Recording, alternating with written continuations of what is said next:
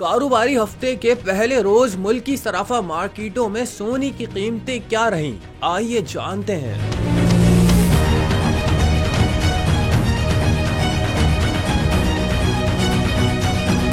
All Pakistan James and jewellers association के मुताबिक फी तोला सोना 100 रुपए सस्ता होकर 3,56,300 रुपए का हो गया। इसी तरह 10 ग्राम सोना 85 रुपए की मामूली कमी से 3,05,470 रुपए का हो गया। दुनिया भर में सोने के जखायर के हवाले से अमेरिका पहले नंबर पर है, जबकि एशिया में ये एजाज चीन के पास है। भारत आलमी सतह पर 8वें और एशिया में दूसरे नंबर पर है। पाकिस्तान आलमी फहरिस्त में 49वें नंबर पर है। वर्ल्ड गोल्ड काउंसिल के मुताबिक मुख्तलिफ ममालिक के मरकजी बैंकों ने 2024 में 1000 मैट्रिक टन से जायद सोना खरीदा और पिछली दिहाई की औसतन सालाना खरीदारी के तकरीबन दुगना के बराबर है।